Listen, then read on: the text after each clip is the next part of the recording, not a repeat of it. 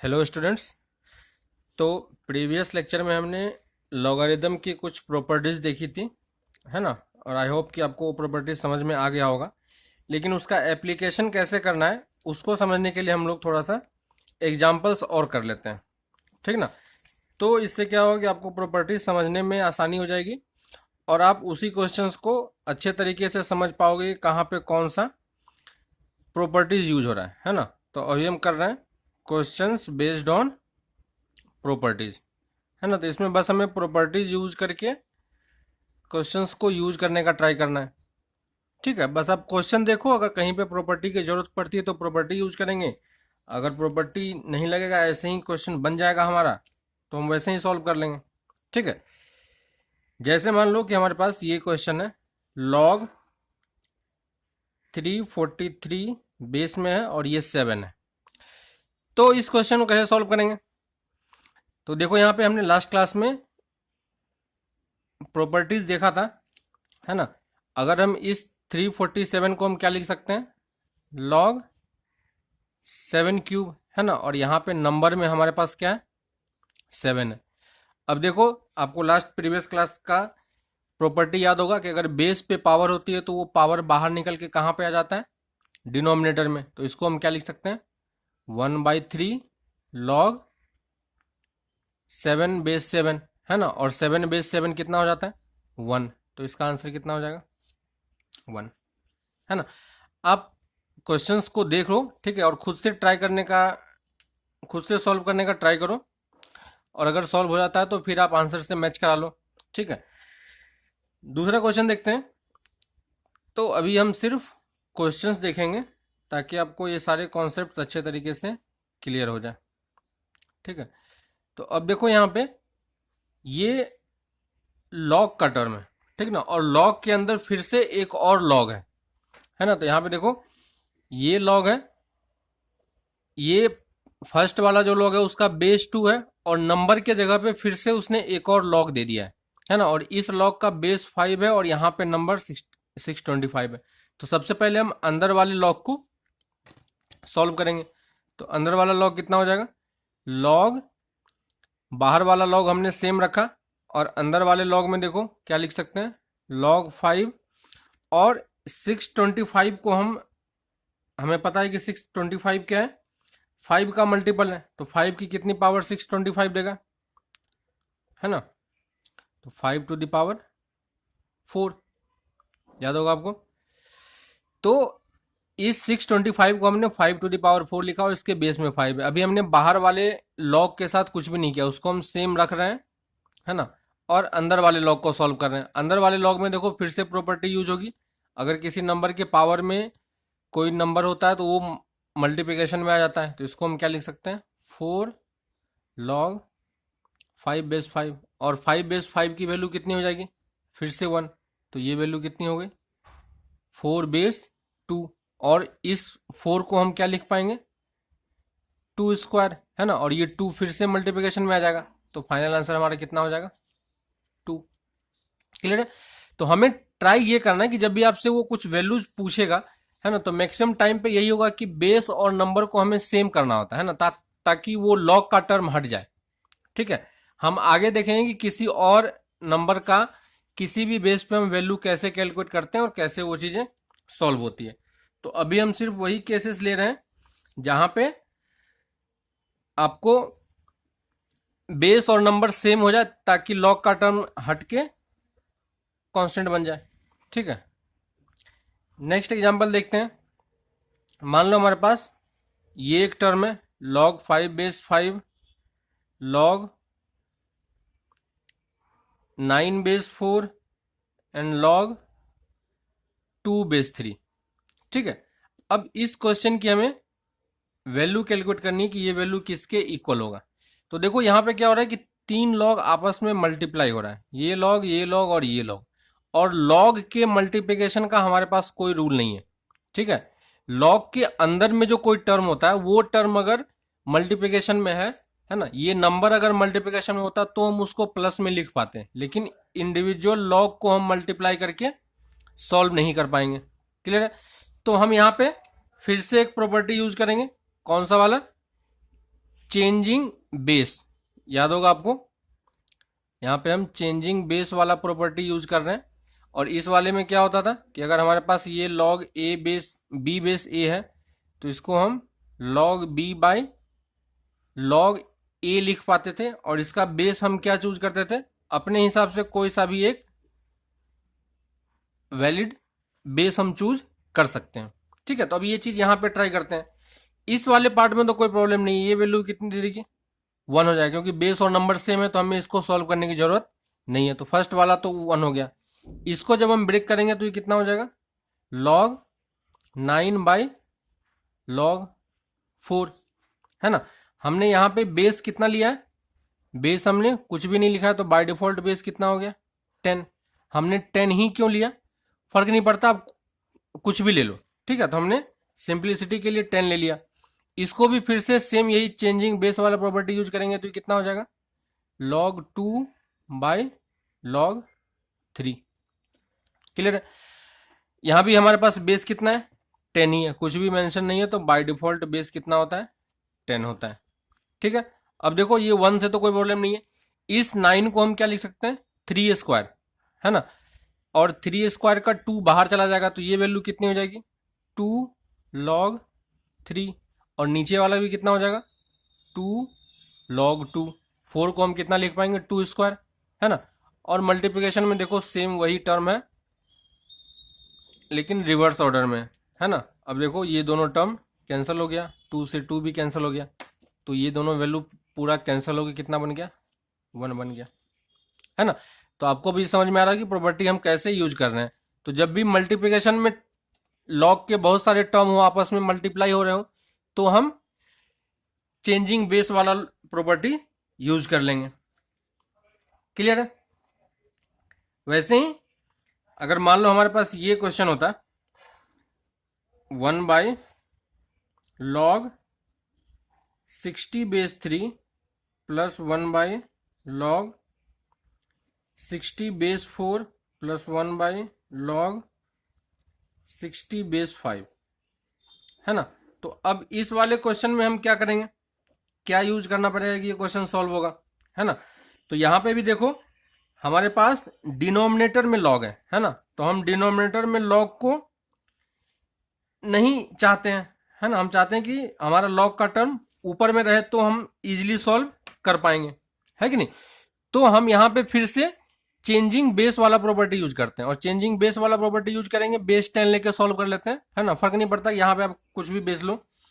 तो इसको जब हम लिखेंगे तो ये कितना हो जाएगा, 1 बाई log 60 बाय log 3, याद होगा आपको, log 60 by log 4 plus 1 by log 60 by log 5, है ना। और ये सारा डिनोमिनेटर का टर्म ऊपर चला जाएगा, तो ये कितना बन जाएगा, log 3 by log 60 log 4 by log 60 plus log 5 by log 60, है कि नहीं। और अब देखो सबका डिनोमिनेटर सेम हो चुका है, तो हम यहाँ पे एलसीएम यूज कर सकते हैं। तो जब एलसीएम लेंगे तो ऊपर में कितना हो जाएगा, डिनोमिनेटर में log 60 और ऊपर में log 3 plus log 4 plus log 5, है ना। और हमें ये याद है कि जब log का टर्म एडिशन में होता है तो हम उसको कंबाइन कर सकते हैं, कौन सा प्रॉपर्टी से, मल्टीप्लिकेशन रूल से, है ना। तो मल्टीप्लिकेशन एडिशन में चेंज हो जाता है, अगर ये एडिशन में है तो इसको हम मल्टीप्लिकेशन में लेके आ सकते हैं। तो कितना लिख पाएंगे, 3 into 4 into 5 divided by log 60। Clear है। तो ये मल्टीप्लिकेशन में है तो हम एडिशन में ब्रेक कर सकते हैं, एडिशन में है तो हमने इसको मल्टीप्लिकेशन में चेंज कर लिया। और ये देखो दोनों वैल्यू कितना बन गया, log 60 बाय log 60, तो आंसर कितना हो गया, 1, है ना। ये दोनों टर्म फिर से कैंसिल हो गया। क्लियर है। तो आपको अब ये चीजें समझ में आ जाएगी कैसे लॉग के क्वेश्चंस सॉल्व हो रहे हैं। ठीक है, कहाँ पे हमें बेस चेंजिंग बेस का प्रॉपर्टी यूज करना है ना। जब भी हमें लॉग के टर्म एडिशन में दिखाई दे तो हमें मल्टीप्लिकेशन रूल यूज करना है ना। जब भी लॉग के टर्म माइनस में दिखाई दे है ना, सब्ट्रैक्शन में दिखाई दे, तो हमें डिवीजन रूल यूज करना है या क्वोशंट रूल यूज करना है। जब भी लॉग आपस में लॉग के टर्म मल्टीप्लाई हो रहे हो तो वहां पे चेंजिंग बेस ऑफ का रूल यूज कर लो। क्लियर है। नेक्स्ट आते हैं, एक और क्वेश्चन लेते हैं। मान लो हमारे पास क्वेश्चन है log b by a plus log a by b equal to log a plus b, है ना, और इसने पूछा है तो ये है if this then find the value of a plus b. तो a प्लस बी की वैल्यू हमें निकालनी पड़ेगी, है ना। यहाँ पे देखो a प्लस बी का टर्म ऑलरेडी है ही, तो राइट हैंड साइड में a प्लस बी का टर्म है, बस लॉग है, अगर हम लॉग को हटा पाएंगे तो हमारा आंसर निकल जाएगा। तो पहले लेफ्ट हैंड साइड को सॉल्व करते हैं, है ना। यहाँ पे देखो दो लॉग का टर्म किस में है, एडिशन में है, तो कौन सा रूल यूज कर लेंगे हम, प्रोडक्ट वाला। तो ये दोनों टर्म को हम एक सिंगल लॉग में कन्वर्ट कर सकते हैं, है ना। तो जब भी दो लॉग प्लस के फॉर्म में हो तो उसको हम कंबाइन करके सिंगल फॉर्म में लेके आ सकते हैं। तो ये प्लस में है तो दोनों टर्म क्या हो जाएगा, आपस में मल्टीप्लाइड हो जाएगा। तो b by a into a by b. Clear है। और राइट हैंड साइड में सेम ही चीज है, log a प्लस बी। यहाँ पे बेस कुछ भी मेंशन नहीं है तो बेस बाय डिफॉल्ट कितना हो जाएगा, 1 हो जाएगा। क्लियर है। और अब देखो ये मल्टीप्लिकेशन में तो ये दोनों टर्म क्या हो गया, कैंसिल हो गया। तो log के अंदर वैल्यू कितनी आ गई, log 1 equal to log a plus b, है ना। और प्रीवियस लेक्चर में हमने देखा था कि अगर log log सेम है, बेस दोनों का सेम है, तो इस दोनों नंबर को हम आपस में कंपेयर कर सकते हैं। तो यहां से हम a प्लस बी की वैल्यू कितनी लिख पाएंगे, 1। क्लियर हो रहा है। तो हम इस तरीके से log को सॉल्व करके लिख पा रहे हैं। ठीक है। एक और क्वेश्चन देखते हैं। If a square plus B square equal to C square then find the value of log c plus A B base c plus A plus 1 by log b base c minus A, है ना। तो हमें इसकी value find करनी है। फिर से अभी जस्ट हमने प्रीवियस क्वेश्चन में किया था, तो क्या यूज करना पड़ेगा यहाँ पे, चेंजिंग बेस रूल, है ना। तो हमारे पास ये क्वेश्चन है 1 by log c plus A B plus 1 by log b base c minus A, है ना। और यहाँ पे चेंजिंग बेस का रूल यूज करेंगे तो log c प्लस ए कहाँ चला जाएगा, ऊपर में। तो आप खुद से ट्राई करो एक बार, log c plus A log b plus log c minus A log b, है ना। दोनों का बेस सेम हो चुका है तो एलसीएम ले सकते हैं, log b और ऊपर में कितना आ जाएगा, log c plus A plus log c minus A, है ना। और देखो यहाँ पे दो log एडिशन के फॉर्मेट में, तो इसको हम मल्टीप्लिकेशन में कन्वर्ट कर सकते हैं। तो ये कितना हो जाएगा, c square minus a square, है ना, a plus b into a minus b divided by log b। और c square minus a square की वैल्यू कितनी होगी, तो यहाँ से देखो ए स्क्वायर को इस तरफ लेके जाएंगे तो c square minus a square कितना दे देगा, b स्क्वायर। तो ये हम क्या लिख पाएंगे, log b square by log b। 2 multiplication में आ जाएगा, ये दोनों कैंसिल हो जाएगा, है ना। तो इसको हम ये लिख सकते हैं log b by log b। और फिर फाइनल आंसर कितना हो जाएगा, ये दोनों कैंसिल हो गया तो फाइनल आंसर 2 आ गया। क्लियर है। तो कैसे लॉग के क्वेश्चन सॉल्व हो रहे हैं, आपको ये चीज क्लियर हो रहा होगा, है ना। नेक्स्ट और एग्जांपल कुछ देखते हैं तो आपको और अच्छे तरीके से चीजें समझ में आएगी। ठीक है। एक और एग्जांपल लेते हैं। मान लो हमारे पास क्वेश्चन है log √27 plus log 8 plus log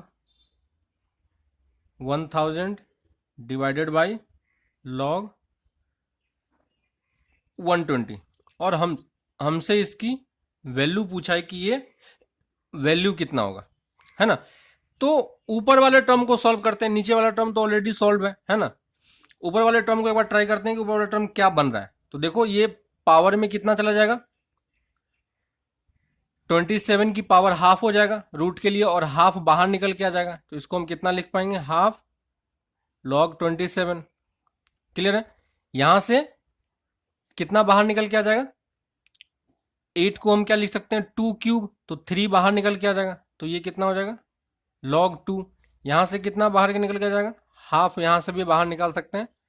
तो अंदर में 1000 आ गया, और डिवाइडेड बाय लॉग 120, है ना। यहाँ पे देखो इसको हम और सॉल्व कर सकते हैं। इसको हम कितना लिख पाएंगे, 27 को 3 क्यूब, तो 3 बाहर आ जाएगा। तो 3/2 लॉग 3 प्लस 3 लॉग 2 प्लस यहाँ से 10 क्यूब हम बाहर ले सकते हैं, है ना। इसको हम 10 क्यूब लिखेंगे, और 10 क्यूब बाहर निकल के कितना दे देगा, 3/2 log 10 divided by log 120। Clear हो रहा है ना। तो हमने यहां तक क्वेश्चन को सॉल्व किया। अब इसके आगे हम क्या करेंगे, तो आप सोचो। देखो यहां से हम सबसे अगर 3/2 कॉमन ले लेते हैं, तो ये हमने 3/2 कॉमन निकाल लिया। तो यहां पे कितना बन जाएगा, log 3 प्लस यहाँ पे 3/2 कॉमन लिया, तो यहाँ पे 2 मल्टीप्लिकेशन में आ जाएगा। तो 2 log 4, और 3/2 कॉमन लिया तो ये log 10 आ गया, डिवाइडेड बाय log 120। क्लियर है। और अब 3/2 हमारा बाहर आ चुका है। ये देखो तीनों एडिशन के टर्म में, लेकिन ये ये log 2 होगा, है ना। यहाँ पे 2 को हम अंदर लेके जा सकते हैं, तो ये 4 बन जाएगा, है ना। और तीनों log मल्टीप्लिकेशन में है, एडिशन में है, तो इसको हम मल्टीप्लिकेशन में कन्वर्ट कर सकते हैं। तो कितना हो जाएगा, log 3 × 4 × 10 डिवाइडेड बाय log 120, है ना। और अंदर वाला टर्म भी दोनों सेम बन चुका है, 120/120। तो फाइनल आंसर कितना हो जाएगा, 3/2। क्लियर है। तो ये सारे क्वेश्चन आप खुद से ट्राई करना एक बार कि कैसे ये सब क्वेश्चन सॉल्व हो रहा है और कैसे आंसर्स निकल रहे हैं। ठीक है। तो ये सब इजी क्वेश्चंस हैं, आपको बस ट्राई करने की ज़रूरत है। अगर आप ट्राई करोगे तो आपका क्वेश्चन सॉल्व हो जाएगा, है ना। एक और क्वेश्चन लेते हैं। मान लो हमारे पास टर्म है, एक सेम टाइप का क्वेश्चन हमने पहले भी किया था, लेकिन वो मल्टीप्लिकेशन के टर्म में था, है ना। यहाँ पे हम एडिशन में लिख रहे हैं, log 10 1 degree, log 10 2 degree, log 10 3 degree, और इसी टाइप से ये बढ़ता जा रहा है, कहाँ तक जाएगा, log 10 89 डिग्री, है ना। हमें इसकी वैल्यू निकालनी है कितनी होगी। तो आपको ये चीज़ समझ में आ रहा होगा कि log सारे एडिशन के फॉर्म में है, तो सबको हम मल्टीप्लाई कर सकते हैं एक सिंगल log में, है ना। तो log हम कितना लिख सकते हैं, है ना। फर्क नहीं पड़ता कि कितने टर्म है, अगर सब एडिशन में है log, तो सबको आप एक साथ मल्टीप्लिकेशन में लेके आ सकते हो, है ना। ये देखो 10 89 डिग्री, है ना। और 10 की एक प्रॉपर्टीज आपको याद होगी, 10 ऑफ 1 डिग्री को हम क्या लिख सकते हैं, 10 ऑफ 90 माइनस 89 डिग्री, है कि नहीं। और 10 90 माइनस 89 कितना होता है, कॉट 89 डिग्री, है ना। तो ये चीज़ आपको याद होगा, ये चीज़ आपने पहले भी किया होगा, है ना। और यह फिजिक्स में भी ये आपने कंप्लीट किया है। वैसे ही tan theta into cot theta कितना होता है, 1 होता है। तो अगर दो tan आपस में मल्टीप्लाई हो रहे हैं तो वो कितना हो जाएगा, 1 हो जाएगा, है ना। अब देखो यहाँ पे इसी क्वेश्चन को log tan 1 को हम कितना लिख पाएंगे, यहाँ से कन्वर्ट करके कॉट 89, है कि नहीं। tan 2 को हम कितना लिख पाएंगे, कॉट 88। tan 3 को हम कितना लिख पाएंगे, कॉट 87। और इसी टाइप से ये बढ़ता जाएगा। तो हम ये चेंज कहाँ तक कर रहे हैं, बीच में कहीं ना कहीं tan 45 डिग्री का टर्म आएगा, है ना। आपको ये दिख रहा है, ये tan 45 डिग्री का टर्म आएगा। और इसके बाद वाला फिर कितना होगा, 1046 से लेके 1089 डिग्री तक, है ना। तो हमने चेंज सिर्फ कहां से कहां तक किया, cot 89 से लेके cot 44 तक, और इस तरफ वाले को हमने कोई चेंज नहीं किया। अब देखो 10 cot 89 और 1089 ये सारा टर्म मल्टीप्लिकेशन में, तो ये दोनों मल्टीप्लाई होकर कितना दे देगा, 1 दे देगा। वैसे ही 1088 और यहाँ पे 1088 यहाँ पे होगा, cot 88 यहाँ पे है ना, cot 87 यहाँ पे है, इसके पीछे वाला टर्म 87 होगा, है ना। और इस तरीके से हर एक टर्म का एक पेयर दोनों साइड बनता जाएगा। तो सबका मल्टीप्लिकेशन कितना हो जाएगा, 1, और 1045 कितना होता है, 1 ही होता है ना। तो अंदर वाला सारा टर्म एक्चुअली में क्या बन चुका है, 1 बन चुका है। तो ये कितना हो गया, log 1, और log 1 की वैल्यू कितनी होती है, 0। क्लियर हो रहा है। तो ये इस टाइप से क्वेश्चंस सॉल्व हो रहे हैं, ठीक है ना। आप क्वेश्चंस को देखो कि कैसे सॉल्व होता है और फिर उसको ट्राई करो। एक और टाइप का क्वेश्चंस लेते हैं। मान लो हमारे पास क्वेश्चन है log AB base A equal to x, है ना। तो क्वेश्चन में बोला कि if log AB base A equal to x then find the value of log AB base B in terms of x, है ना। तो x के टर्म में हमें इसकी वैल्यू कैलकुलेट करनी है ना। तो हमें वैल्यू किसकी निकालनी है, log B AB base B का, है ना। तो यहाँ पे देखो नंबर प्रोडक्ट के फॉर्म में है, तो इसको हम थोड़ा सा सॉल्व कर सकते हैं। तो ये कितना हो जाएगा, log A प्लस, याद होगा आपको कि प्रोडक्ट किस में चला जाता है, एडिशन में। तो ये कितना हो गया, log B बेस A, और ये वैल्यू कितनी हो गई, 1 हो गई, है कि नहीं। अब देखो इस वाले पार्ट को थोड़ा सा सॉल्व करके देखते हैं। तो ये वाला पार्ट कितना है, log AB base A equal to x हमें दिया हुआ है, इसमें भी सेम प्रॉपर्टी यूज करते हैं। तो ये कितना दे देगा, log A base A plus log B base A equal to x, और log A बेस A कितना हो जाएगा, 1, plus log B base A की वैल्यू कितनी हो जाएगी, x। तो यहां से हम log B base A equal to कितना लिख सकते हैं, x माइनस 1, है ना। और लास्ट क्लास में हमने एक इनवर्स वाला प्रॉपर्टी देखा था, इसको हम अगर इंटरचेंज करेंगे तो ये कहाँ पे आ जाएगा, डिनोमिनेटर में। तो अगर हम इसको, इसी चीज़ को हम ये भी लिख सकते हैं लास्ट प्रॉपर्टी में, देखो एक बार, इक्वल टू x माइनस 1, है ना। हमने ये क्यों किया, क्योंकि हमें इसी की वैल्यू चाहिए थी। तो log A बेस B कितना होगा, 1 बाई x माइनस 1, ये वैल्यू यहाँ पे पुट कर दो, है ना।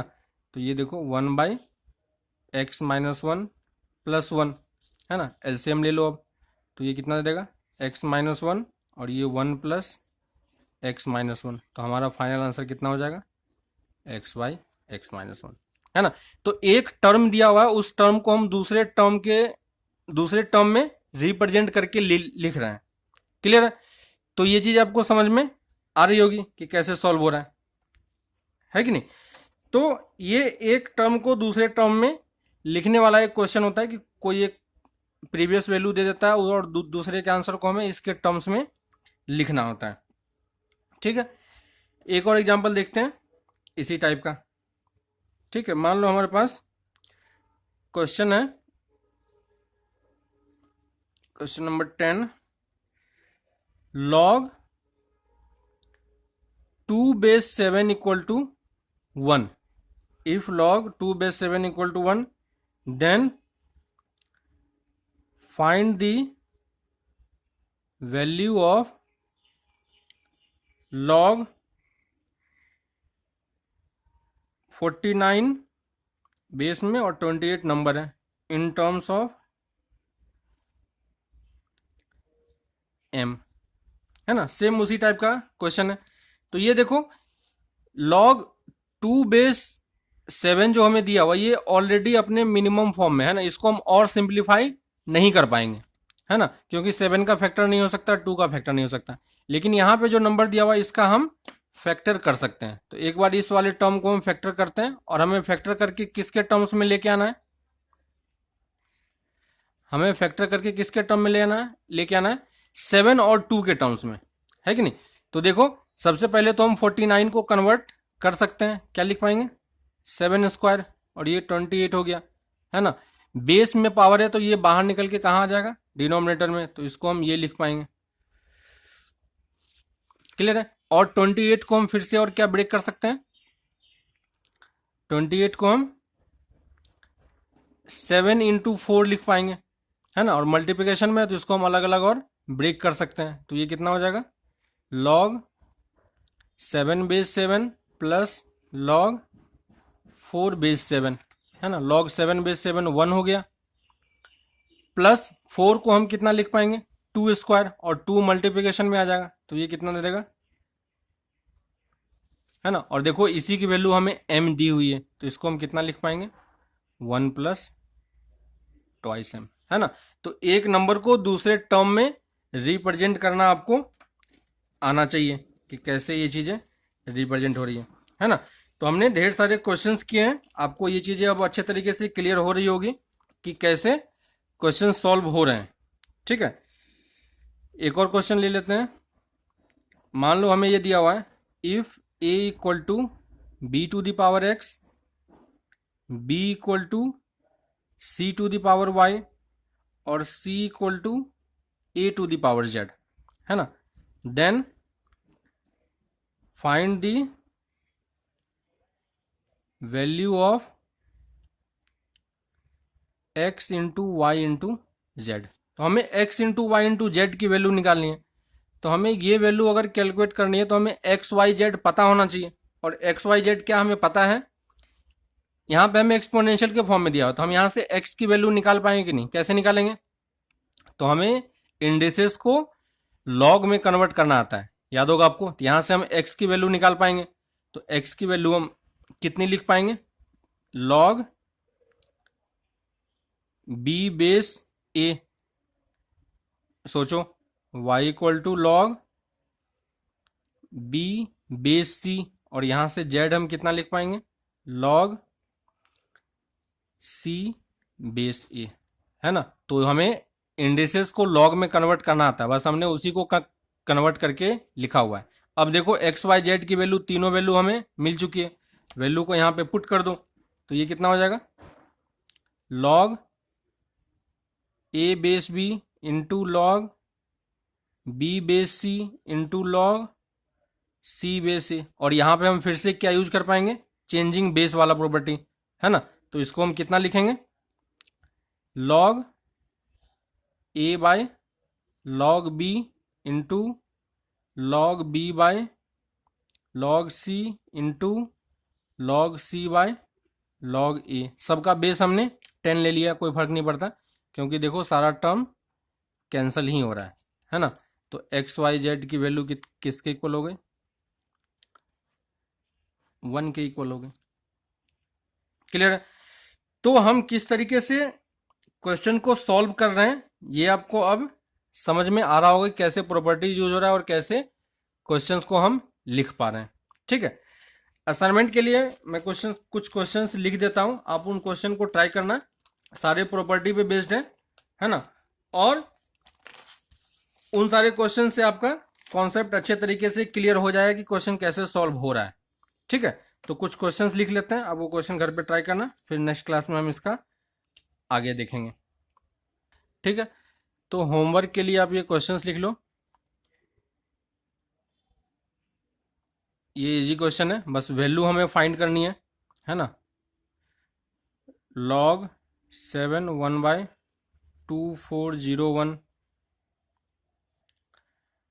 बस प्रॉपर्टीज आप ध्यान रखना, 49 to the power log 4 base 7, ठीक है। फोर्थ 1 बाई log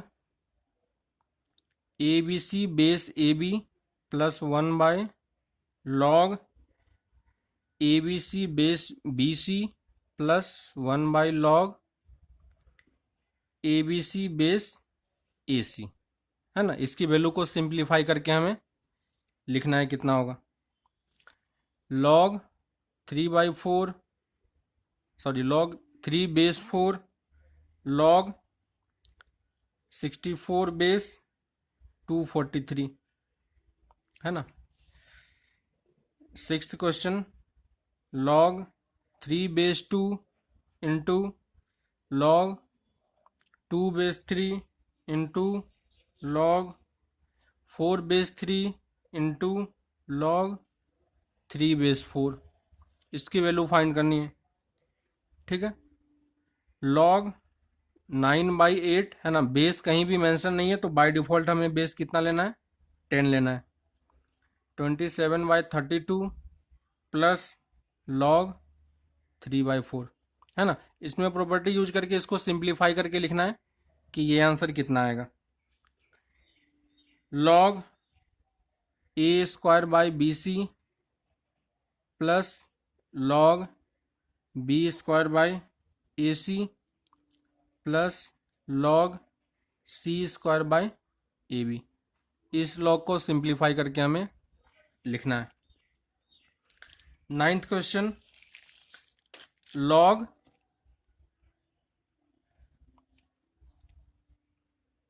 32 बेस में है और नंबर में 2 to the power 8 है। ठीक है, log 243 और ये 3 to the power 7 minus log 36 और ये 1296। और एक और क्वेश्चन लिख लेते हैं, if log 27 base 12 equal to a and log 16 base 9 equal to b है ना, then value of log 8 base 108 equal to कितना होगा, है ना। तो इसकी वैल्यू निकालनी है किसके टर्म में, in terms of a and b. Clear है, तो आप ये क्वेश्चंस ट्राई करो कि क्या होता है। उसके बाद हम लोग नेक्स्ट क्लास में फिर इसी लॉग के आगे वाले पार्ट को सॉल्व करेंगे कि इक्वेशंस वगैरह कैसे सॉल्व करना होता है ना। अब आप लॉग की प्रॉपर्टीज सीख चुके हो तो अब हम इक्वेशंस को और अच्छे तरीके से सॉल्व कर पाएंगे। ठीक है, तो आप ये नेक्स्ट क्लास के लिए आप इसको कंप्लीट करो और उसके बाद हम लोग नेक्स्ट क्लास में आगे इक्वेशंस को स्टार्ट करेंगे। ठीक है, कुछ भी डाउट आता है आपको तो आप उसको बताओ, हम उसको फिर से डिस्कस कर लेंगे। ओके, तो आप ये ट्राई करो, फिर हम लोग नेक्स्ट क्लास में मिलते हैं। Okay, bye.